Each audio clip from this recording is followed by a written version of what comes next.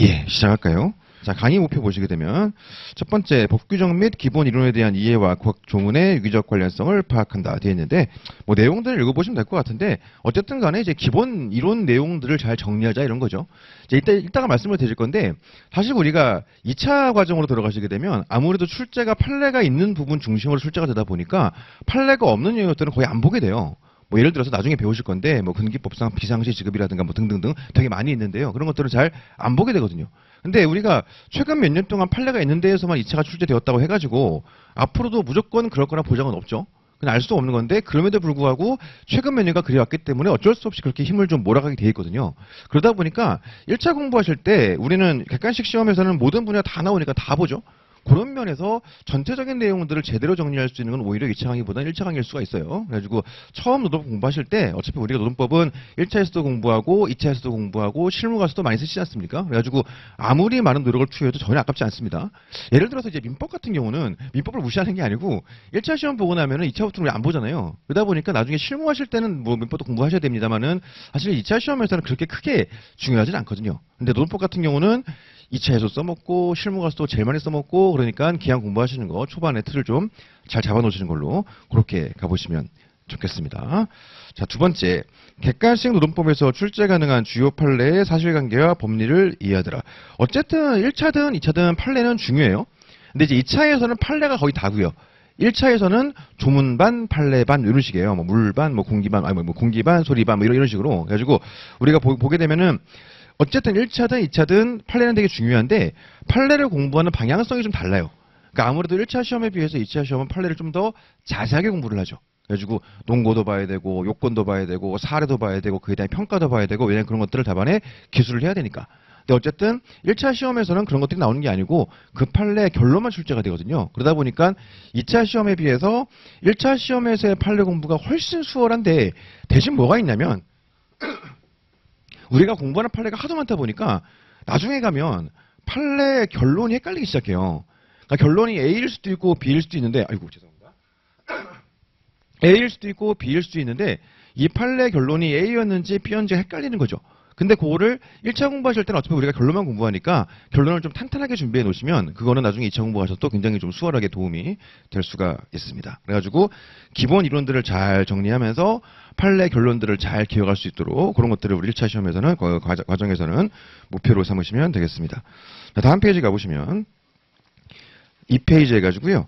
강의 진행되어 있는데 본 과정에서는 1차 시험에 최적화된 강의 될 수 있도록 조문과 판례 중심으로 핵심 이론만 강의합니다. 뭐 관련해가지고 이따가 말씀을 드릴 건데 우리 법학 공부할 때는 이제 학설이라든가 검토 이런 거 공부할 게 좀 있는데요. 사실 요즘에는 2차 시험에서도 그런 것들이 중요도가 떨어지고 있어요. 심지어 1차에서는 나오지도 않아요. 그러다 보니까 그런 것들은 아예 빼버리고 2차 강의에서는 이제 안내를 좀 드리죠. 근데 이제 1차에서는 아예 빼버리고 그냥 말 그대로 조문반, 판례반 이런 식으로 준비를 해보도록 하겠습니다. 두 번째, 심화학습이 필요한 주제가 좀 있어요. 사실은 우리가 순수하게 1차 시험만 대비한다고 하면 14회가 우리가 지금 14회가 모자랍니다 하는데 순수하게 1차 시험만 대비한다고 하면 14회가 모자라지가 않아요. 근데 왜 우리가 모자라냐면 어떤 강사도 진짜 1차 시험만을 위한 강의를 하진 않거든요. 왜냐면 어차피 이거 공부한 것들이 2차도 이어지고 실무도 이어지고 뭐 특히 우리는 실무는 알 바 아니고 2차로 이어지다 보니까 1차 기본 강의 거의 대부분 강의들은 한 1.5차 정도 강의예요. 자, 그러다 보니까 이제 횟수가 14회로 부족함이 있는 겁니다. 자, 그래가지고 기한 공부하는 거 어차피 2차 시험 가서도 매우 어려운 주제들이 있거든요. 거기에 대해서 판례, 논거라든가 이런 거 다 보지는 않을 건데 어쨌든 결론 중심으로 보더라도 내용이 매우 어려운 파트가 있습니다. 그런 것들은 비록 1차 강의지만 그래서 1차 시험만 생각하면 그렇게까지 할 필요는 없는데 이제 어차피 깊이 있게 봐야 되는 거니까 특별히 사례 퀴즈를 준비해가지고요. 그걸 좀 보도록 할 거예요. 예를 들어 어떤 거냐면 나중에 보실 건데요. 통사임금 파트라든가 혹은 이제 교섭 대상과 뭐 조정 대상과 쟁의의 목적으로 이어지는 그 집단법에서의 그 흐름들이라든가 그런 것들은 이제 퀴즈를 활용해서 좀 깊이 있게 보도록 할 겁니다. 가행의 표를 보시게 되면 1회부터 14회까지 있는데요. 요거를 맞추기가 어려워요. 저는 가능하면 맞추려고 하는데 이게 맞춰지지가 않으니까 보강이 일어나는 거겠죠. 근데 어쨌든 우리가 예습을 하심에 있어서 적어도 이거보다 빨리 나가지는 않거든요. 그러니까 요 정도 맞춰 예습을 해오시면 이제 모자라지는 않을 겁니다. 자, 그래가지고 그 회차를 보시게 되면 1회부터 6회까지가 노동법 1이고요. 7회 가시면 노동법 기본 이론이라고 돼 있죠. 이게 노동법 2에 있어요. 사실은 노동법 기본 이론이 제일 먼저 보는 게 맞는데 왜 2에 있느냐? 그건 이따가 말씀을 드리겠습니다. 그래서 아무튼 1회부터 6회까지는 노동법 1을 들고 오셔야 되고 그 다음에 7회부터 12회까지는 노동법 2를 들고 오셔야 되고요. 그렇죠? 7회부터 12회까지. 마지막 13회, 14회는 다시 노동법 1을 들고 오셔야 돼요. 그러니까 왜 그런지는 이따 말씀을 드릴 겁니다. 그래서 다시 정리해보면 1회부터 6회까지는 노동법 2는 안 봐요. 노동법 1만 들고 오시면 되고 7회부터 12회까지는 노동법 2만 들고 오시면 되고 13회, 14회는 노동법 1만 들고 오시면 되는 겁니다. 근데 이제 물론 진도를 여기에 딱 맞추면 그렇게 되는 건데 똑같이 맞출 수가 없죠. 그러다 보니까 아무튼 진도 내용상으로는 그렇더라 이렇게 좀 말씀을 드리는 거고요. 그래서 목표는 가능하면 딱 맞춰가지고 보강 없이 14회 맞추는 걸로 그렇게 준비를 한번 해보도록 하겠습니다. 그래서 강의 계획서는 다른 건 별로 의미가 없고 그냥 우리 이거 이제 진도표 정도는 오려가지고 이렇게 뭐 책에다 껴놓으시면 예습하실 때 도움이 되시겠죠. 자, 그 다음에 OT 자료 가보겠습니다. 오리엔테이션 자료 한번 가보시죠. 자, 1년간의 수험 계획 1페이지 돼 있죠. 자, 1번 보시면 2020년 8월 기본 강의 오프라인 수강생의 경우 지금 우리죠. 자, 우리 아기자기하게 우리 지금 모여 있죠. 그래서 1년의 강의 중에서 수강생 수가 가장 적은 강의가 8월 때라는 1차 기본 강의거든요. 그래가지고 우리 오붓하게 잘 이렇게 한번 진행해 보면 좋겠습니다. 그래서 여기 오프라인 오신 분들 같은 경우는 일단 이번 달까지 해가지고 1차 기본 강의를 끝내겠죠. 그러고 나면 9월달 넘어가면 태세를 바꿔야 돼요. 우리가 1차 공부를 1년 내내 하진 않단 말이에요. 그 말도 안 되는 거 그거는. 그렇게 할 이유도 없고. 그래서 9월 넘어가시면 2차로 넘어가셔야 됩니다. 그러니까 실제로 생동차라 불리는 2차 합격자들이 전체 합격자의 대략 한 10%쯤 되거든요. 이게 공식 통계가 있는 건 아니고 그냥 제 느낌이에요. 제가 이제 합격자들을 만나면서 제 느낌인데 매년 합격자의 10% 정도가 소위 말하는 생동차 합격자들인데 그 중에 거의 대부분이 이제 7, 8월에 시작한 혹은 9월에 시작한 그래서 1년을 풀로 채운 생동들이에요. 그래가지고 지금 시작하시는 분들은 내년에 1차만 봐야지 이러면 말도 안 되는 거고 무조건 내년에 끝내겠다 한 방에 2차까지 이런 마음으로 준비를 좀 하셔야 됩니다. 그럼 어떻게 되는 거냐? 나와 있는 것처럼 이번 달까지는 노동법 1차 마무리 지으시면 되고요. 9월 달부터 이제 2차 과정으로 들어가는 거죠. 그래가지고 9월부터 12월까지 연기가 들어가는데 이게 2차 기본 강의예요. 그래가지고 1차 기본 강의보다 훨씬 내용이 좀 깊이 있죠. 판례가 더 자세하고 그런 게 좀 있습니다. 그래가지고 연기 과정을 통해서 뭐를 하는 거냐면 기본적인 내용을 숙지를 하고요. 그 다음에 이제 1차 과정에서는 말 그대로 객관식 답을 맞추는 거잖아요. 근데 2차 과정에서는 이 주제에 대해서 글을 써야 된다고요. 근데 이제 그 2차 강의 시작하자마자 막 내가 막 글을 막 쭉 쓰고 이게 쉽지 않은 부분이 있다 보니 기본 강의를 하면서 뭐 제 표현에 의하면 각 주제별 플로우를 완벽하게 정리를 좀 합니다. 그래가지고 예를 들어서 어떤 주제가 나왔다 그러면은 우리 판서하듯이 아, 이 주제에는 이런 흐름으로 논의가 이어지는 거지. 적어도 이 정도는 마스터할 수 있도록 그걸 연기해서 마무리하는 거예요. 그럼 이제 강의는 대략 한 12월 초쯤 11월 말쯤 끝나거든요. 그러고 나면 1월 달에 1기 들어가기 전에 한 달 정도 텀이 있어요. 그걸 이제 우리가 그냥 수험가에서는 방학이다 이렇게 얘기하는데 한 달 정도 다시 정리할 수 있는 텀이 있고 그리고 1월로 넘어갑니다. 그럼 1월 달에 1기가 시작되는데 얘는 뭘 하는 거냐면 연기 때 정리했던 기본 이론에서 힘 조절을 좀 들어가면서 좀 더 깊이 있는 심화학습을 들어가고 그래가지고 뭐 이제 판례에 대한 세부 내용이라든가 학설이라든가 이런 것도 좀 더 얹어주면서 심화학습을 들어가면서 1기부터는 본격적으로 답안을 쓰기 시작해요. 그래가지고 이때는 이제 약술이라고 하는데요. 예를 들어서 뭐 준법 투쟁에 대해 설명해 보세요. 이런 거 있지 않습니까? 가장 기본적인 거. 그래가지고 가장 기본적인 약술 문제에 대한 요약해서 설명해 보시오. 뭐 이런 건데요. 뭐 우리는 1차 과정이니까 자세히 말씀 안 드릴게요. 그래서 약술 문제에 대한 답안을 1기 때 쓰기 시작하고요. 그러고 나면 3월 달에 한 3월 중순쯤 끝나는데요. 대략 또 한 3, 4주 정도 텀이 또 있어요. 그거 나름대로 방학이죠. 그러고 나면 4월 달에 2기를 들어가는데 2기 때는 본격적으로 사례 중심으로 이제 우리가 학습을 하기 시작하죠. 그래가지고 사례 문제를 끊임없이 풀면서 모의 시험도 사례 문제를 본격적으로 이때 답안을 쓰기 시작합니다. 자, 그러고 나면 3기 들어가기 전에 또 한 2, 3주 텀이 좀 있거든요. 나름대로 방학이죠. 그러고 나면 3기 들어가는데 3기 때는 이제 말 그대로 최종 모의고사예요. 실전 모의고사, 진도별 모의고사 그런 식으로 2차가 준비되어 있습니다. 그럼 우리가 8월 달까지 뭐 7월부터 하셔가지고 쭉 하셨겠죠. 1차를 한번 쭉 돌린 다음에 9월부터는 2차를 들어가는데 그럼 1차는 놔버릴 거냐? 그런 문제가 있어요. 일단 중간에 써놓은 거는 2기 시즌에 플러스 해가지고 노동법 1차 문제풀이 강의가 있죠. 요 시즌에 전과목 문풀 강의가 다 있어요. 그러니까 우리가 1차가 강의가 어떻게 구성이 되어 있냐면 노동법만 기준으로 얘기해보면 2020년 8월 달에 기본 강의가 있고 그 다음에 2021년 2월 달에 가면 기본 강의가 또 있어요. 근데 우리는 지금 이걸 들었으니까 얘는 필요 없잖아요. 어차피 똑같은 거예요. 차이는 뭐냐면 교재가 달라요. 교재가. 그러니까 2020년 8월 기본 강의는 항상 제가 전시춘 박사님 교재를 하거든요. 왜 그러냐면 전 박사님이 개정판을 매년 한 7월쯤 냅니다. 그러니까 가장 최신 교재가 이 교재예요. 그러니까 우리가 특히 이제 기타 법령 같은 경우는 법 개정이 자주 있다 보니까 개정법을 빨리 캐치를 해줘야 되는데 가장 최근 교재를 하는 게 그게 확실하죠. 그래서 매년 8월 기본 강의는 전 박사님 교재를 하고요. 그 다음에 다음 년도 2월 강의는 제 책으로 해요. 근데 왜 그러냐면 제가 매년 1월 달에 개정을 하거든요. 그러니까 저는 이제 나름대로 그 당시에는 그게 제 책이 가장 최신 책인 거죠. 그런 차이만 있고요. 내용상의 차이는 없어요. 그러니까 우리는 지금 이걸 들었으니까 얘는 필요가 없지. 자, 그러고 나면 한 4월 달쯤에 문풀 강의가 있어요. 그리고 한 6월 달쯤에 이제 시험 보기 직전에 이걸 4데이즈라고 그러는데 우리 학교법학원에서 네이밍을 지은 건데 4일에 걸쳐가지고 모든 과목을 빠르게 돌리자 뭐 이런 거예요. 근데 쉽게 말하면 최종 마무리 강의죠 이게. 하루에 끝내는 거. 마무리 강의가 있습니다.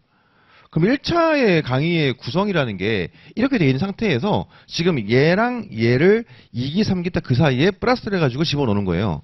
그럼 우리가 뭐 미리 얘기해보면 Q1 보시면 밑에 Q1 보시면 1차 강의의 모든 과정을 다 수강해야 되는가? 결론적으로 얘기하면 그렇지 않아요.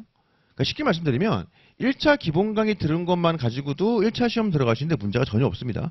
물론 교재에 있는 OX랑 문제를 다 풀었다 전제하에 일단 문제는 없어요. 그래가지고 보통 어떻게 많이 하냐면 1차 기본 강의 들어오는 거 일단 베이스가 있죠. 그리고 나서 2차 중심으로 쭉 가져가다가 다음 연도에 문풀 강의나 4데이즈 중에 하나를 선택을 해요 보통. 그래가지고 다 들으면 좋지. 다 들으면 좋은데 아무래도 2차 압박도 있다 하다 보니까 이 다 듣는 게 생각보다 효율적이진 않아요. 그래가지고 둘 중에 하나를 선택을 좀 하시면 됩니다. 그러니까 예를 들어서 내가 객관식 문제를 풀이하는 거는 내가 별로 문제가 없는 것 같고 내용도 많이 숙지가 되어 있는 것 같고 그래가지고 추가적인 문제를 더 풀어보는 건 의미가 없을 것 같다. 그런 분들은 이걸 들으시면 되고요. 마무리 강의를. 근데 이거는 왜 꼭 들어야 되냐면 한 1년 지나잖아요. 그 사이에 바뀐 법이 되게 많아요. 그러니까 우리가 2차 시험에서 보지 않는 무수히 많은 법들이 있거든요. 1차에는 나오는. 근데 그런 게 개정이 잦단 말이에요. 그러다 보니까 최소한 이때 법이 개정된 거 정도 확인을 해야 돼요. 그러니까 이걸 안 듣더라도 얘는 꼭 들으시고요. 근데 그게 아니라 나는 교재에 있는 거는 풀겠는데 혹시 다른 문제가 나오면 내가 자신이 없는 거죠. 그런 경우에는 얘를 얹으시면 되겠습니다. 여기 이제 제가 만든 문제 가지고 추가 문제를 막 푸는 그런 과정이거든요. 그래가지고 요거는 나는 문제를 더 풀어봐야 되겠다. 그럼 요거를 이제 풀이를 들어가시면 됩니다. 그래가지고 둘 중 하나는 꼭 들으셔야 돼요. 왜 그러냐면은 개정법 때문에 매년 법 개정이 있어가지고 올해 8월 달 걸로 공부했다가 내년 시험에 법이 달라져가지고 이제 문제를 풀 수 없는 그런 참사가 있을 수가 있기 때문에 그거는 확인을 좀 해야 됩니다. 그래서 요거는 뭐 다 들으면 좋지. 근데 이제 개인적으로는 다 들을 필요는 없을 것 같고 이 두 개 중에 하나 본인 실력에 따라서 선택하시면 되겠더라. 그건 좀 미리 말씀을 드리겠습니다. 그래가지고 1년 코스는 이런 식이에요. 8월까지 1차 공부했었고요. 9월부터 연말까지는 2차로 들어가는 거고 그 다음에 내년 1월부터는 선택을 좀 하셔야 되는데 일반적인 코스는 1월부터 한 2월까지는 2차만 해요.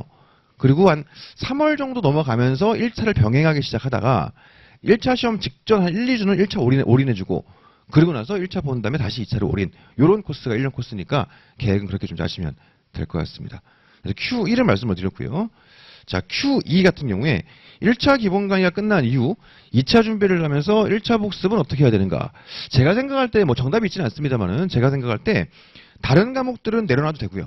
근데 쥐고 가야 되는 게 있어요. 민법. 얘가 끝까지 발목을 잡아요. 그래가지고 예를 들어 내가 뭐 법학을 전공했다든가 뭐 이런저런 이유로 타 시험을 준비했다든가 이런저런 이유로 민법에 자신이 있다. 뭐 그러면 괜찮은데요. 일반적으로 그렇지는 않거든요. 그래가지고 1년 동안 생동으로 준비하다가 막상 1차 시험에서 민법 꽈락 나가지고 떨어지는 경우도 되게 많아요. 그래서 민법은 놓으시면 안 되고 계속 쥐고 가셔야 됩니다. 그래가지고 연말까지 민법은 우리가 뭐 기본 강의 들었던 것처럼 막 다 내용을 읽고 막 복습하고 이런 건 아닌데 나름대로 좀 자기만의 좀 진도를 짜가지고 연말까지 꾸준히 돌려주셔야 돼요. 뭐 주말 활용하시든가 하셔가지고. 근데 제가 생각할 때 가장 확실한 건 OX 문제집이 제일 좋지 않은가 이런 생각을 개인적으로 좀 하고 있습니다. 예를 들어서 일주일에 뭐 OX를 몇십 개씩 풀어야 되겠다. 그러면은 그게 꾸준히 쌓일 거지 않습니까? 그럼 예를 들어서 뭐 연말 12월 말 될 때까지 OX집을 한 2번은 돌릴 수 있게 해야 되겠다. 주말을 활용해서 이런 거 괜찮은 것 같아요. 그래가지고 민법은 놓으시면 안 되고 노동법이나 뭐 사보 이런 것들은 어차피 그때가 해도 괜찮아요. 3월에 가서 해도 괜찮은데 민법은 그때 가면 다 까먹고 난감해지거든요. 그러다 보니까 민법은 좀 꾸준히 특히 OX집 중심으로 가져가시면 좋고 이렇게 아니면 문제집이라도 가져가시면 아무래도 좋을 것 같습니다. 그래서 OX를 보지 않고 문제집을 보시더라도 그 문제집을 그냥 풀지 마시고 지문 하나하나를 OX 푼다는 마음으로 이거는 왜 틀렸지? 뭐 이런 식으로 이렇게 좀 찾는 그런 식으로 정리를 좀 꾸준히 해나가시는 건 아무래도 좋을 것 같습니다. 자, Q3 가보시면 2차 강의는 그러면 모든 과정을 0부터 3까지 1차도 부담이 있는데 다 수강해야 하는가? 개인적으로는 권장해요. 그래서 이게 사실은 그 GS 시스템이 0기부터 3기까지 1년에 4번 돌리는 시스템이 처음 들어온 게 2008년? 뭐 이때부터예요. 사실 그 당시에는 개인적으로는 좀 오바라 생각이 있었거든요. 그래가지고 그때는 강의할 때 뭐라 그랬냐면 우리가 수산이 4번 돼 있는데 다 안 들어도 돼요. 이렇게 했단 말이에요. 그래가지고 한 2번만 들읍시다. 이렇게 했었습니다. 왜냐면 그 이전만 하더라도 딱 1년에 강의가 2번 있었어요. 2차 강의가. 기본 강의 1번, 모의고사 강의 1번. 딱 이렇게 있었는데 2008년부터 기존의 사법시험에서 쓰던 시스템인데 노무사에 들어온 거죠. 근데 그때만 해도 제가 아까 말씀드렸던 것처럼 오바예요. 사실은 그게. 그래가지고 강사하면서도 오바다. 두 번만 듣자. 기본 강의랑 뭐 문제풀이 강의랑. 그래가지고 뭐 0기, 3기, 1기, 3기 이래 듣자. 이렇게 했었는데 지금은 시대가 변해가지고 4번을 돌려도 정리가 잘 안 돼요. 분량도 너무 방대하고 문제도 너무 깊이 있게 나오기 시작하고 그러다 보니까 이게 한 번 돌려가지고 정리가 되지가 않습니다. 그러니까 사실은 우리가 예를 들어서 한 번 딱 돌렸는데 다 써주고 막 예를 들어 막 이게 막 내용 다 알겠고 문제 툭 좀 다 쓸 수 있고 이래버리면 학원이 4번 돌리는 게 사기죠. 사실 13년 전 정도만 하더라도 약간 사기성이 있다고 개인적으로 생각을 했어요. 근데 지금은 그렇지는 않거든요. 그래가지고 제가 생각할 때 4번을 다 돌리시는 걸 권해요. 권하는데 4번 다 돌리기가 어려운 분들이 있죠. 경제적인 부분이 있을 수도 있고 시간적인 부분이 있을 수도 있고 특히 이제 동영상 강의 보시는 분들은 시작 시점이 막 뭐 11월 이럴 수 있잖아요. 그런 분들 같은 경우는 선택을 하신다 그러면 0기, 2기가 제일 중요해요. 그래서 0, 2를 택하시고요. 0, 2에다가 하나를 얻는다. 그러면은 1 혹은 3이에요. 그래서 1과 3의 선택은 내가 내용을 좀 더 보고 싶다. 그럼 1이고요. 그게 아니라 내가 그 내용보다는 좀 문제를 많이 풀어보고 싶다. 그러면 3이고요. 그래서 0, 2를 뼈대로 가져가시고 거기다가 1, 3을 다 얹으면 좋은데 어려우면 둘 중에 하나 골라가지고 하나 없는 형식 이렇게 가져가도 괜찮습니다. 그래가지고 제일 중요한 건 0, 2예요. 그리고 개인적으로는 특히 여기 계신 분들은 1년에 같이 가시는 분들이니까 0부터 3까지를 모두 수강하시는 걸 개인적으로 권장을 드립니다. 이게 학원의 상수를 모르는 게 아니고요. 4번을 다 돌려도 힘들어요. 사실 이게 요즘에. 그러다 보니까 이거는 웬만하면 다 돌리시는 걸로 그렇게 가져가시면 좋겠습니다. 자, 2번 같은 경우에 동영상 강의 수강생분들 얘기인데요. 양가로 1번 내년도 1차 합격만 목표가 있더라. 그러면 그냥 하시면 돼요. 1차 강의 들으시면서 문제 많이 풀어보시고 대신 요분들은 뭐를 하시냐면 1차 시험 붙고 나면 2차 시험까지 텀이 있는데 그거를 날리지 마시고 요 과정에 그 사이에 동차반이라는 게 있어요. 동차반 과정은 뭐냐면 3기 들어가는 시즌에 보통 있는 건데 답안을 한 번도 안 써본 분들을 대상으로 해가지고요. 어떻게 더 완성을 시키게 드릴게요. 이런 과정이에요. 이건 그때쯤 되면 다시 말씀을 드릴 건데요. 동차반 설명이라든가 있을 겁니다. 근데 그냥 결론만 말씀을 드리면 이걸 들으세요. 효율이 엄청 좋아요. 그러니까는 동차반 과정을 들으면 그에 합격할 수 있어요. 이건 사기지. 물론 붙는 분들이 있어요. 있기는. 아주 드물게 있는데 사기지. 근데 동차반 강의를 듣고 다음 연도 연기에 들어가는 거하고 그냥 놀다가 연기에 들어가는 거하고는 비교할 수 없는 차이가 있습니다. 그래가지고 뒤늦게 시작하신 분들 같은 경우에 예를 들어 지금이 미래인데 2021년 3월이다. 뭐 4월이다. 이런 분들 지금 강의 듣고 1차 시험 보시겠죠? 합격한 다음에 놀지 마시고 그렇죠? 동차반 강의를 들으세요. 뭐 수험 카페 가보시면 1차만 합격하신 분들은 2차 보기 전에 동차반이 의미가 없으니 연기를 미리 들으라는데 그게 더 의미 없어 그게. 연기는 어차피 가을에 듣는 거니까 그때는 동차반을 꼭 들으세요. 이게 좋아요 진짜로. 예. 양가로 2번 2021년 목표가 동차 합격이 있는 경우 이거는 개인의 상황이라든가 시작 시점에 따라 다르겠죠. 이건 저한테 개별적으로 문의를 주시면 뭐 이메일이든 뭐 카페든지 간에 문의를 주시면 그에 맞게 나름대로의 솔루션을 드릴게요. 그건 그렇게 하는 걸로 하겠습니다. 자, 다음 페이지 넘어가시죠. 이 페이지에 기본 강의 시즌 공부법이 있는데요. 뭐 공부 방법이 뭐 정답이 어떻겠습니까? 근데 이제 일반적인 방법들을 말씀을 드리는 거죠. 자, 1번. 일단 절대 강의는 빠지면 안 되고요. 왜냐면 이게 한번 빠지면 회복이 안 돼요. 그러니까 우리가 동영상 강의를 복습이 소위 말하는 복습 동영상이라고 하지 않습니까? 복동이라고 부르는데 그게 나가긴 나가는데 그게 그 당일 올라가지가 않아요. 다음날 올라가거든. 그러다 보니까 복동을 들으면 하루 늦어. 그래가지고 이게 하루 빠져버리면 좀 따라가기 애매해지는 부분이 있습니다. 그러다 보니까 뭐 예를 들어서 금요일 같은 경우에 빠져도 다음날 복등이 올라오면 주말에 커버하면 되는데 월요일에 빠진다. 뭐 예를 들어서 이래버리면 골치 아프겠죠. 그래서 일단 강의를 빠지지 않는 걸 원칙으로 좀 하시고요. 특히 동영상 강의 듣는 분들 마찬가지예요. 동강 듣는 분들은 이제 개인의 의지가 많은 반영이 되다 보니까 자꾸 안 듣게 돼.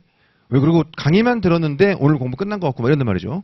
그러다 보니까 계획한 일정이 있을 거지 않습니까? 그래서 밀리지 않도록 그거는 신경을 쓰시죠. 이게 제일 중요해요. 빠지면 안 돼. 동강 듣는 분들은 진도가 밀리면 안 되고. 자, 두 번째, 강의를 수강한 다음에 교재의 이론 파트 짧게 들었거든요. 그거 읽어보면서 내용을 숙지하고 필기 노트에 필기한 내용 중 필요하다 싶은 내용들을 교재에 옮겨 적으시면 되겠습니다. 이걸 좀 말씀을 드리면 제가 판서를 하는데 어떨 때는 여기서 이렇게 하다가 지우기도 하고 어떨 때는 저도 갔다가 쭉 오기도 하고 뭐 이렇게 하거든요. 근데 이제 그런 것들이 판서할 때 책에다가 바로 쓰기 시작하면 이게 감당이 안 될 수가 있어요. 그러다 보니까 제가 생각할 때 노트 하나 준비하셔가지고요. 판서는 따로 이제 이렇게 하시고 복습하시면서 뭐 다 쓸 필요 없죠. 내가 볼 때 요거 괜찮겠다 싶은 것들을 옮겨 적으시는 그런 형식으로 가시면 되겠습니다. 근데 이제 강의하면서 막 이걸 따라 쓰기가 빡셀 수가 있잖아요. 그런 분들은 괜찮으니까 그냥 사진을 찍으세요. 그냥 찍으시면 됩니다.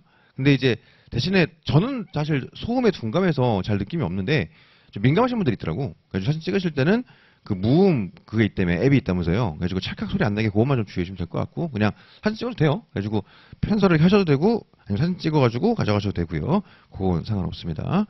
3번 가보시게 되면 해당 진도 범위에 따라서 교재에 수록되어 있는 OX랑 객관식을 풀이한다. 그러니까 전 박사님 에센스가 어떻게 구성이 되어 있냐면 챕터별로 이론이 짧게 나오고요. 그리고 그 이론 범위 내에 있는 OX 문제가 있고요. 그 다음에 객관식 문제가 있어요. 이렇게 3단 구조로 한 챕터가 구성이 되어 있거든요. 그래서 챕터 이렇게 넘어가게 되는 겁니다. 그러다 보니까 진도 나간 범위 내에서 내용 이론 읽어보시고 외울 거 외우시고 그 다음에 OX 풀어보고 그 다음에 객관식 풀어보고 순서는 바뀔 수도 있죠. 객관식으로 풀어보고 그 다음 OX 풀어보고 그건 상관없고요. 그걸 이제 한번 해보시는 거죠. 그래서 이게 OX랑 객관식이 나중에 강의 끝나고 해야지 이러면 엄청 많아요. 그래서 그날 끝내버리시는 게 좋습니다. 그날 이제 문제를 풀이하시면 좋겠어요. 다만 이제 나중에 또 봐야 되니까 가급적 연필을 쓰셔서 지울 수 있게 하시는 게 아무래도 좋겠죠. 아니면은 풀이를 다른 메모지에 다 따로 풀이하시든가 이렇게 하시는 게 아무래도 좋을 것 같습니다. 4번 가보시면 의문이 드는 지점이 있다면 제 카페 질문란에 검색을 한번 해보세요. 그 웬만한 건 답이 돼 있을 거예요. 그래가지고 검색을 해보실 수 있고요. 그걸로 해결되지 않으면 저한테 질문을 하시면 됩니다. 질문 루트는 다양하게 있는데 이것도 말씀을 드릴게요. 그리고 실제로 우리가 본인이 뭘 모르는지 모를 수도 있어요. 근데 내가 예를 들어서 오늘 임금을 공부했다. 임금 중에서 통상임금을 공부했다. 근데 뭔가 내용을 다 알고 아는 것 같긴 한데 뭔가 찜찜할 수 있잖아요. 그럴 때는 제 카페에서 검색을 해보시면 남들이 한 질문이 있고 답변이 있으니까 미처 내가 모르는지를 몰랐던 부분들을 캐치할 수도 있습니다. 그래가지고 우리 쉬실 때 제 카페에 들어오셔가지고 이것저것 검색해 보시는 게 되게 좋아요. 쉬실 때 이제 뭐 유튜브도 볼 수 있고 뭐 하긴 한데 가능하면 그냥 도움되는 거 하면 좋으니까 그거 좀 활용을 많이 해보시죠. 그래가지고 특정 챕터 공부 끝나시면 한번 해보세요. 혹시 내가 모르는 게 있나? 이렇게 한번 해보는 거 되게 도움될 수 있어요. 자, 다음 5번. 진도표를 참조해가지고 다음 강의 진도 부분을 이론 파트를 거칠게라도 읽어보며 예습을 하자. 이렇게 되어 있습니다. 그래서 내용이 이론 파트가 길지 않거든요. 근데 이거 읽어보시는 거 오래 안 걸린다고. 근데 한번 읽어보시고 오는 거랑 와서 처음 보시는 거랑 효율도가 달라요, 많이. 그러니까 한번 예습을 좀 해보시는 거를 개인적으로 굉장히 권장을 드립니다. 그래가지고 요거 하는 것도 하루 빡세게 들어갈 수 있어요. 그러니까 우리가 오전 강의 하지 않습니까? 그러면 강의 끝나고 나서 밥 먹고 와가지고 오후에 공부 시작하실 건데 이거 하다 보면 시간 금방 가요. 그래가지고 하루를 좀 이렇게 알차게 보낼 수 있으면 좋겠습니다. 뭐 1차에서는 크게 중요치 않은데 2차 강의에서는 개인적으로 시스템을 되게 중시 여기거든요. 그러니까 저는 개인적으로 인간의 선이라든가 열정을 믿지 않아요. 사람은 시스템의 동물이라 하도록 만들어줘야 해. 그런 부분이 있다는 말이죠. 그러니까 예를 들어 1차 같은 경우도 제가 강의를 오전에 깔잖아요. 저 힘들어요, 되게. 저 야간형 인간이라 아침에 일어나기 너무 힘들거든요. 그러니까 막 부어있잖아요, 얼굴 이렇게. 그러니까 그런 게 좀 있다고요. 그러니까 저도 저녁에 강의하면 좀 갸름하게 할 수 있고 장점이 있는데 왜 굳이 오전에 하느냐. 오전에 해야 공부를 해요.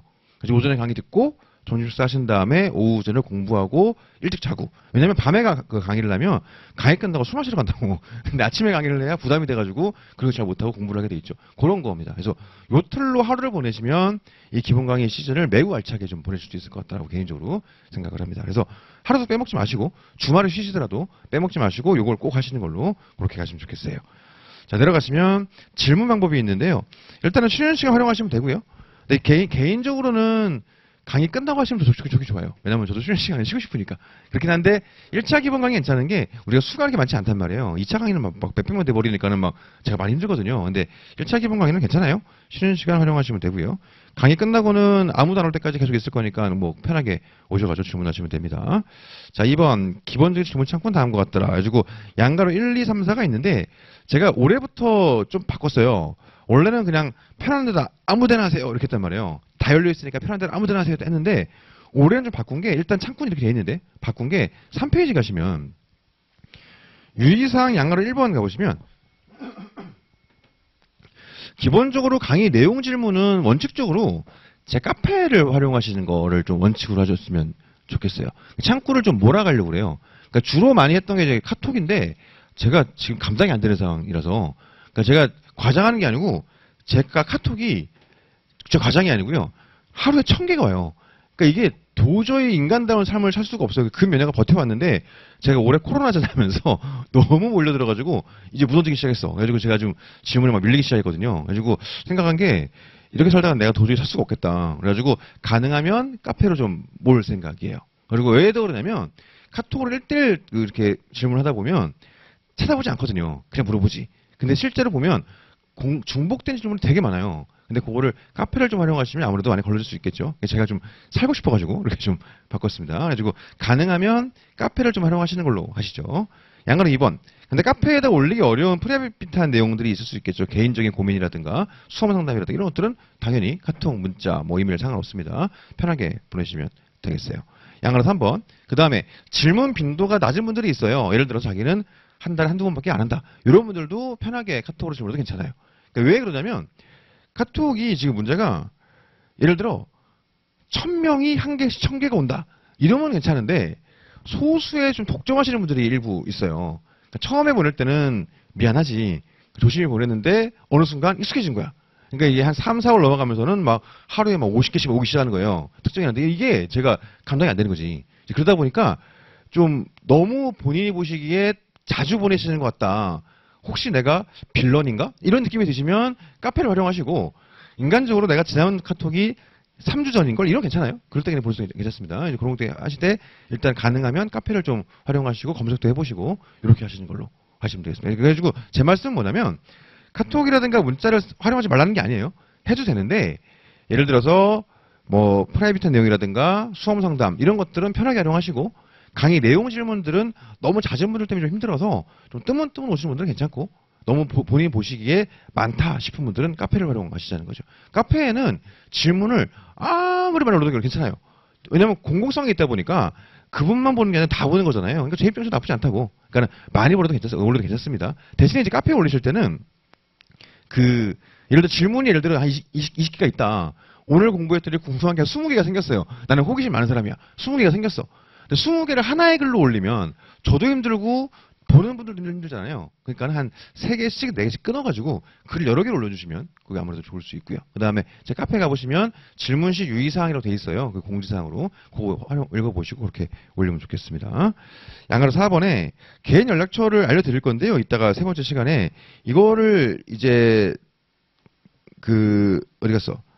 주문 주실 때는 가능하면 이제 성함까지는 아니더라도 최소한 수강학생 정도 밝혀주시면 아무래도 좋을 것 같아요. 그러니까 제가 좀 힘든 게 비수강생들 질문 오는 게 되게 힘들거든요, 마음이. 그러니까 이제 이게 내가 수강생 아닌데 왜 해? 뭐 이런 개념은 아니고요. 뭐 그것도 아직 있긴 있지. 근데 이제 순전히 그런 개념은 아니고 특히 2차 시험은 형식적으로는 절대평가인데 1차는 절대죠. 2차도 형식은 절대인데 실질은 상대예요.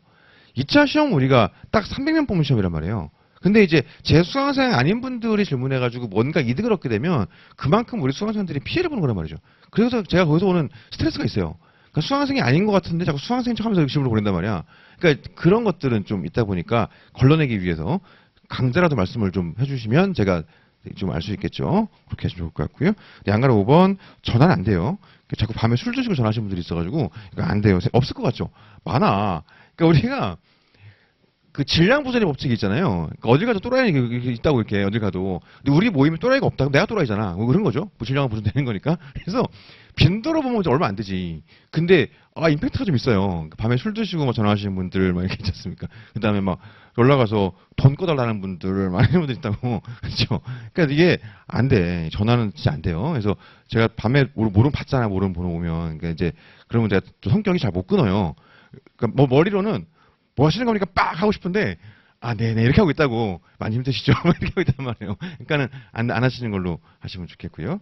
양가로 6번에 주변에 어려운 상황이 있어가지고 상담 필요하신 분들은 연락 주세요. 괜찮아요? 그럼 제가 노무사 소개를 해드리고 제가 상담해드리기도 하는데, 근데 안 되는 게 뭐냐면 기업 인사 담당자분들이 자꾸 이제 기업상 실무를 질문하시는데 그건 안 돼요. 그거는 왜냐면 제가 지금은 전업 강사한 지 6년 됐는데 나름 제가 노총 노무사 출신인데 그런 저한테 이번에 직원을 자르려고 하는데 이렇게 하면 안 되잖아. 그걸 내가 어떻게 얘기해 그걸. 그렇지 않습니까? 그런 게 좀 있고요. 그다음에 제가 한 그런 실무상 얘기들이 저의 의도와 관계없이 무슨 하나의 뭐 이렇게 증거인 양 도는 경우들이 좀 있어서 제가 곤란한 상황이 몇 번 있었거든요. 그러다 보니까 그 기업 실무는 안 돼요. 그거는 이런 거죠. 저는 수험은 저한테 오시는 거고 기업 실무는 자문노무사에게 가시는 거죠. 그리고 대신 이제 주변에 뭐 예를 들어 뭐 아버님이 산재를 당했다든가 뭐 주변 친구가 뭐 임금을 못 받았다든가 이런 것들은 뭐 연락 주시면 제가 도와드릴 수 있는 대로 최대한 도와드리겠습니다. 그렇게 하시면 좋겠어요. 양가로 7번 당연한 거죠. 딴 데 부르시면 안 되고. 양가로 8번 강간사를 바꾸실 수 있죠. 예를 들어 1차 기본 강의 들었는데 2차도 쟤랑 같이 가야 되겠다 이럴 수도 있지만 1차 들어본 다음에 2차는 딴 사람 들어봐야지 이럴 수 있단 말이에요. 그럼 넘어가면 되는 거지. 그건 개인 판단이니까. 근데 이제 넘어가셨는데 자꾸 이렇게 오시는 분들이 있거든요. 그러니까 그건 안 돼. 아까 말씀드린 그 이유예요. 어쨌든 저는 재수강생이 많이 붙어야 되는 거니까 그거란 말이죠. 그러니까 저는 나중에 3기 과정 가보시면 아실 건데요. 제 3기 강의 계획서에 강의 목표가 있잖아요. 딱 하나 써 있어요. 300명 전원을 우리 클래스에서. 이게 3기 목표란 말이에요. 그러니까 어쨌든 저는 한 명이라도 더 붙이려고 하는 게 좀 있다 보니까 넘어가신 분들은 원망하지는 않는데 넘어갔으면 그쪽에 주문하시는 게 맞죠. 자, 그 다음에 양가로 9번. 개인 연락처를 오픈하는 게 당연한 건 아니에요. 이 사람이 사는 게 아니란 말이죠. 그러니까 저 같은 사람들은 이제 3과 1이 분리가 안 된 사람이라서 이렇게 사는 인간들은 괜찮은데 보통 사람은 그렇지 않잖아요. 그러다 보니까 다른 강사들한테 너는 왜 오픈하지 않느냐 이렇게 하는 거는 안 됩니다. 제가 이상한 거. 그러니까 그렇게 하시면 안 되겠습니다. 어쨌든 간에 질문 자체를 부담 가지지 마시고요. 우리가 효율적으로 최대한 시간을 단축을 시켜야 되니까 혼자 고민할 시간에 그냥 물어보는 게 나아요. 그래가지고 검색 한번 해보고 잘 모르겠다. 그럼 카페에 올리든 저한테 물어보시든 그냥 하시면 되는 겁니다. 그러니까 질문하는 걸 너무 부담 가지지 마시고 그냥 물어보세요. 그러니까 사실 질문을 많이 하는 분들이 저는 좀 힘들죠. 좀 심한 분들이 있거든요. 근데 그런 분들이 많이 붙어 또. 그렇죠. 그러니까 제가 매년 학교제 모임을 하면 제가 하는 게 있어요. 뭐 인사하잖아요. 누구입니다. 인사하면 너냐? 이러면서 있거든. 나한테 카톡 많이 오던 게 너야? 이렇게 하는 게 있어요. 그러니까 질문을 많이 하시면 많이 붙어요. 그러니까는 또 모르는데 괜히 미안해서 이런 거 생각하지 마시고 많이 물어보세요. 근데 이제 다만 본인이 보시기에 나는 빌런이야 이런 느낌이 들면 카페를 활용하시는 걸로 그렇게 하시면 되겠습니다. 자, 4쪽 가보시죠. OT가 계속 이어지고 있습니다. 4쪽. 규범과 계약이 있어요. 이건 우리가 노동법 공부하시다 보면 나중에 뭐 규범적 부분이 어쩌고 뭐 이런 말이 나오거든요. 그래서 이거는 기본적으로 뭔지는 좀 이해를 하고 계셔야 됩니다. 지금 4쪽에 있는 내용들은 외울 거 없어요. 그냥 뭐 이런 거구만 하나 넘어가시면 되는 겁니다. 짧게만 말씀을 드려볼게요. 일단 우리 사회엔 규범이란 게 있어요. 계약이란 게 있고. 심플하게 얘기하면 규범과 계약의 차이는 뭐냐면 규범은 내가 동의하지 않을 수도 있어요. 근데 그걸 따르지 않으면 내가 거기에 책임을 져야 돼. 이게 규범이에요. 계약은 내가 그렇게 하기로 약속을 했어요. 그래서 따라야 되는 겁니다. 다시 한번. 규범은 나는 여기에 동의하지 않는데 우리 조직의 룰이 그래요. 그래서 내 동의 여부와 관계없는 우리 조직의 룰. 이게 규범이고요. 계약은 내가 사인한 거, 내가 합의한 거. 이게 계약입니다. 그럼 규범에 뭐가 있냐? 다양한 게 있죠. 종교단체에 가면 종교 규범이 있죠. 사회에는 사회 규범이 있어요. 법에는 법 규범이 있는 거고요. 그래서 일종의 사회 규범 중에서 법을 통해서 법적 강제력을 부여하는 것. 그게 법 규범입니다. 지금 뭐 법은 최소한의 정의 맞았습니까? 그렇죠? 사회 규범 중 정말 최소한의 것들. 그게 법 규범이죠. 예를 들어 사회 규범을 생각해 보시면 자 볼게요. 우리 사회는 따로 고배는 게 있지는 않지만 이러이러해야 한다는 암묵적 룰이 있어요. 근데 어느 순간 그 룰은 바뀌죠. 어떻게 바뀌겠어요? 구성원들의 의식의 변화를 통해 바뀌는 거죠. 그러니까 쉽게 얘기하면 이 구성원들의 집단적인 동의가 있었던 거예요. 암묵적인. 그러면 사회규범은 바뀝니다. 예를 들어서 한 20년 전만 하더라도 선배가 후배를 불러놓고 내가 살아온 이야기를 해주고 좋은 얘기를 해주고 조언을 해주는 건 삶의 미덕이었단 말이에요. 좋은 선배 표정 이런 거 있지. 지금은 꼰대잖아. 그러니까 한 20년 사이에 어디 써있지는 않지만 구성원들의 인식이 바뀌는 거예요. 그러니까 그걸 캐치를 해야 되는 거겠지. 그러니까 규범이라는 건, 조직의 룰이라는 건 내 개인의 동의 여부가 문제가 아니고 이 집단적인 구성원들의 의사 변화, 집단 동의 이런 것들이 필요한 겁니다. 오케이? 자, 그러면 법규범은 어떻게 해서 법규범은 내가 법에 무언가 써있는데 이것도 규범이죠. 근데 법규범을 바꾸고 싶다. 그러면 말 그대로 이 법을 변경한 절차가 필요하겠죠. 그게 뭐겠습니까? 한 명 한 명 불러다가 동의 이런 게 아니라 이 집단의 집단적 동의가 필요할 거예요. 그러다 보니까 말 그대로 법을 바꿀 때는 국회에서 국회의원들의 의견을 통해서 바꾸는 거고요. 나중에 배우실 기업 내의 법규범인 취업규칙은 근로자들의 과반수의 동의를 통해서 바꾸는 거고 이런 것들이 있는 겁니다. 근데 우리는 지금 우리가 사회규범이라든가 종교규범, 에티켓 이런 것들을 배우진 않죠. 필요 없잖아. 우리 시험에 안 나오니까. 우리가 필요한 건 법규범이 필요한 거죠. 그래서 우리가 노동법 공부하시면서 규범이 어쩌고 하면은 다 법규범을 얘기하는군 이렇게 이해하시면 되겠습니다. 그래서 수험에서의 규범은 이꼴 법규범이에요. 자, 다시 한번 정리해보면 법규범과 계약은 무엇이 다르냐? 법규범은 내가 동의했는지 여부에 관계없이 내가 이 조직의 구성원이기 때문에 나는 따르는 겁니다. 계약은 내가 그렇게 하기로 했으니까 하는 거죠. 예를 들어서 내려가 보시면 두 번째 하이픈에서 법규범과 계약의 차이에 대해 있어요. 그래서 근로계약, 취업규칙, 단체협약 되어 있죠. 이게 뭔지를 한번 얘기를 해보죠.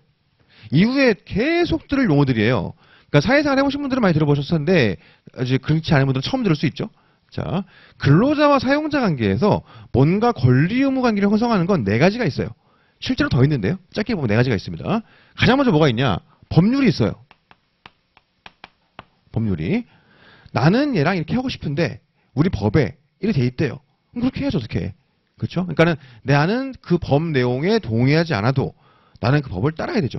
그래서 이 법에 있는 대로 근로자와 사용자의 관계가 규율됩니다. 이 법률이죠. 자, 두 번째 뭐가 있느냐? 우리 회사에 노동조합이 있는데 난 조합원이에요. 그 노조에 가입돼 있어. 그러니까 노동조합에 가입된 사람을 조합원이라고 하죠. 나는 우리 노동조합 조합원이에요. 근데 우리 노조랑 회사가 이번에 뭔가 합의를 했대요. 사인을 한 거야. 위원장 도장 찍고 회사도 도장 찍고 임금을 이렇게 한다. 이런 식으로. 그걸 우리가 뭐라고 하냐면 단체 협약이라 그래요. 줄여서 그냥 단협이라 쓰겠습니다. 이게 단체 협약이에요. 자, 세 번째. 회사에 모든 회사는 뭐 아닌 경우도 있긴 한데 사규라는 게 있죠. 기업의 회사 규정. 사회적인 용어로 사규 맞았습니까? 그게 법상 용어로는 취업규칙이에요. 그 취업규칙은 사규를 얘기합니다. 그래서 이걸 우리가 줄여서 그냥 취규 쓰겠습니다. 취업규칙은 사규예요, 사규. 자, 그 다음 마지막으로 나는 회사를 입사하면서 회사 사장님하고 사인한 게 있는 거예요. 그게 근로계약이죠. 줄여서 근계 쓰겠습니다. 자, 그러면 얘네가 법규범의 성질을 가지는지 계약의 성질을 가지는지 한번 생각을 해보자고요. 외울 거 아니에요? 그냥 뭔지 말고 넘어가면 돼. 자, 생각을 해보겠습니다. 근로계약은 뭐예요? 근로자와 사용자가 이렇게 합시다. 합의하고 사인했네. 당연히 계약이죠. 너무 당연한 거잖아요. 자, 근로기준법에 무언가가 있다. 이건 뭐예요? 법률이네. 너무 당연하죠. 얘는 법규범이에요. 너무 당연한 거죠. 그래서 얘랑 얘는 어렵지 않아요. 법률, 당연히 법규범이지. 근로계약, 당연히 계약이죠. 남아있는 건 단체협약과 취업규칙이에요. 얘네들은 뭐냐? 취업규칙. 이것도 깊게 가면 썰이 갈려요. 근데 쉽게 한번 이해해 봅시다. 취업규칙. 내가 이번에 이 회사에 입사를 했어요. 근데 우리 회사 사규에 이렇게 써 있어. 나는 마음에 안 들어. 예를 들어 우리 회사는 사규에 연차는 1년에 15일이야 써 있는 거예요. 내가 생각할 땐 한 20일은 돼야 될 것 같아요. 또 어떡할 거야? 어쩔 수 없지 않습니까? 왜냐? 우리 회사의 룰이 그러니까. 그러니까 취업규칙은 결국 뭐냐? 기업 내의 법규범이에요.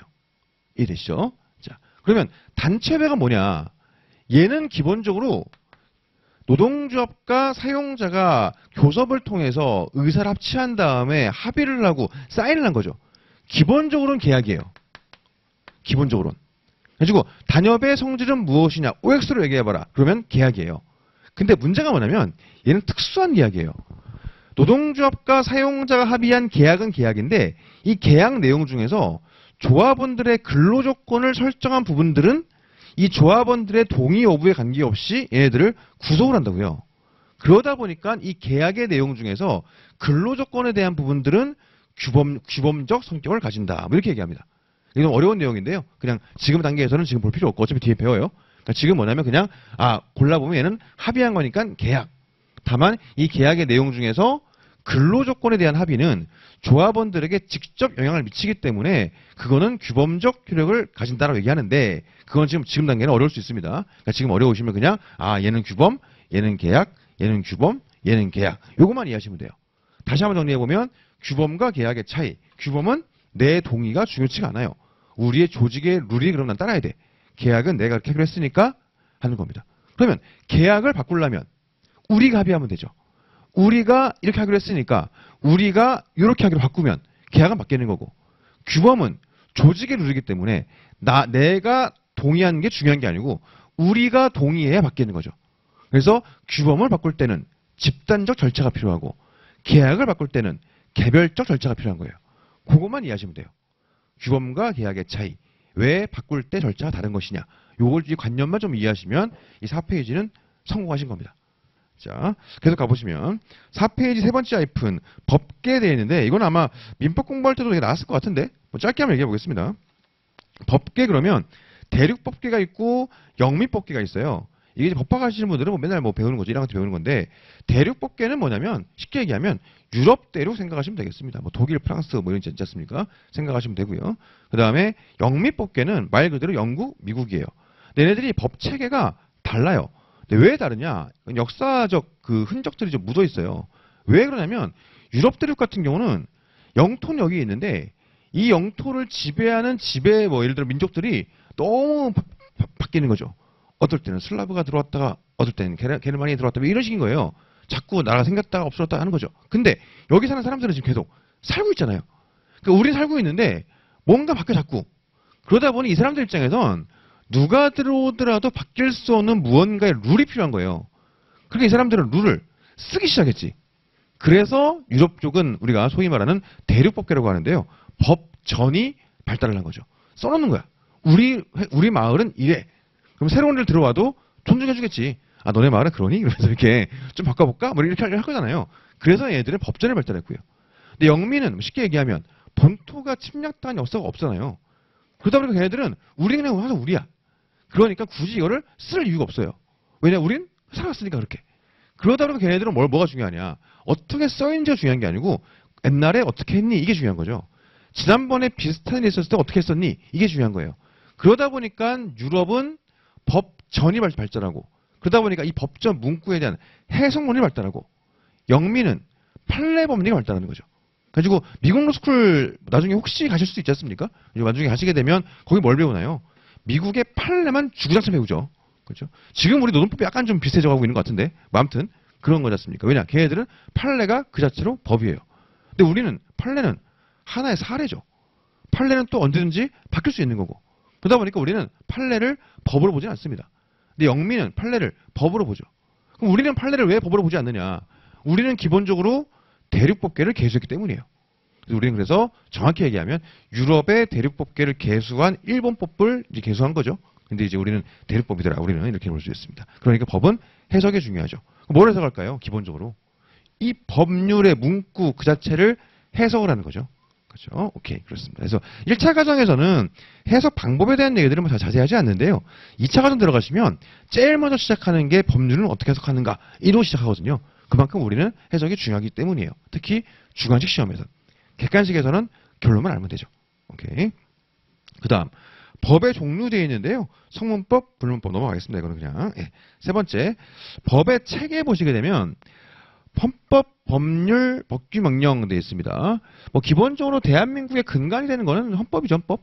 그렇죠? 그래서 헌법을 통해서 대한민국은 운영됩니다. 그 룰에 맞춰가지고. 근데 헌법은 어떻게 바꿀까요? 바꾸려면 국민 투표를 통해 바꾸는 거죠. 그렇죠? 헌법은 국민 투표를 통해 바꾸는 겁니다. 근데 헌법에 모든 걸 다 써 넣어놓으면 좋을 것이냐? 그렇지 않아요. 사회가 바뀌면 법도 빨리 바뀌어야 되는데 그걸 전부 다 헌법에 넣어놓으면 뭐 바뀔 때마다 총투표를 해야 돼. 이게 바람직하지가 않죠. 그러다 보니까 헌법에서는 대한민국 운영에 대한 가장 기본 가치, 기본 룰 이런 것들을 잡아놓는 거고 그 헌법의 정신을 구체화시켜주는 건 법률일 수밖에 없죠. 그래가지고 우리가 예를 들어서 이따가 보실 건데 헌법 32조에서는 근로자의 근로의 권리를 보장해 주렴이라고 기본권으로서의 근로의 권리를 얘기해주고 있는 거예요. 그럼 그 근로의 권리를 보장해주기 위해서 각 법률로서 근로기준법이라든가 남녀공용평등법이라든가 각종 법률들을 만들어 놓은 거죠. 헌법에서 보장하고 있는 기본권을 실현시키기 위해서 법률을 만들어 놓은 겁니다.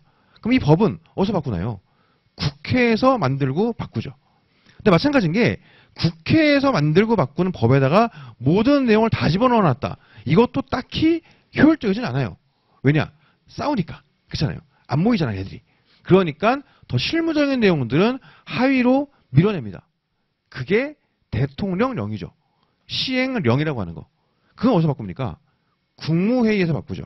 대통령이야 각부 장관하고 국무위원도 들어가가지고 국무회의에서 대통령령을 바꾸죠. 그런데 거기서 하는 것도 한계가 있어요. 왜냐? 각 부처별로 정말 실무적인 세부 내용이 있거든요. 뭐 예를 들어서 서식이라든가 뭐 이런 게 있겠죠. 그런 것들은 우리가 시행 규칙으로 위임을 해버리는 거죠. 이걸 이제 부령이라고 하는데요. 부령. 우리는 고용노동부령이겠죠. 이걸 우리가 시행 규칙이라고 부릅니다.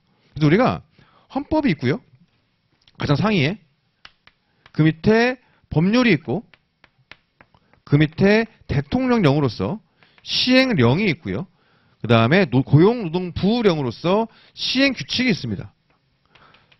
이게 뭐 이론상 얘기하면 뭐 예를 들면 근로기준법이다라고 치면 뭐 헌법 32조에 근거해가지고 근기법이 있고 근기법 시행령이 있고 시행규칙이 있겠죠. 그럼 이론상 얘기하면 다 시험범이에요.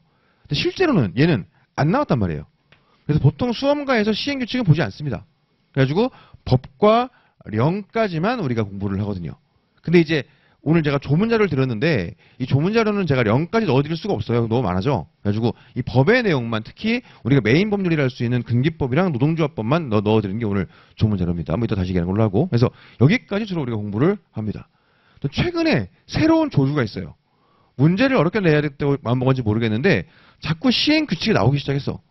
근데 우리가 그런 문제를 맞추기 위해서 시행규칙을 추가로 공부하는 게 합리적이냐?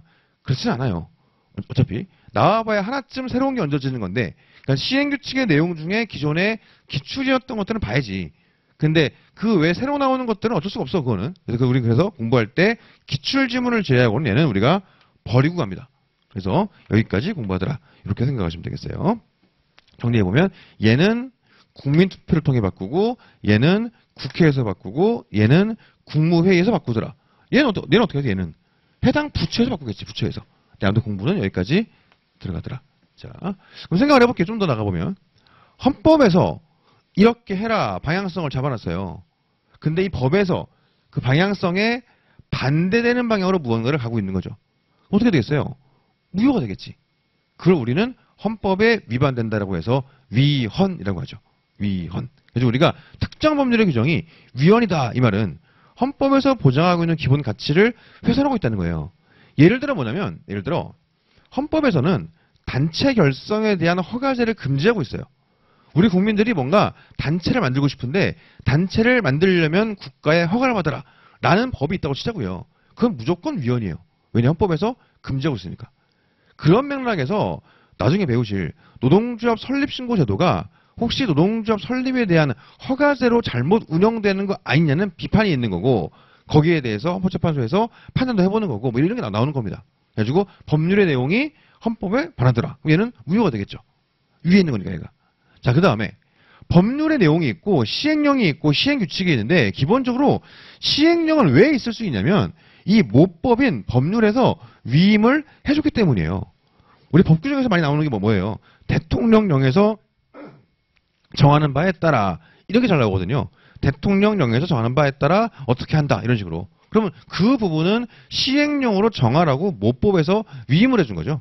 근데 그런 거 없이 0에서 마음대로 무언가 만들어놨다.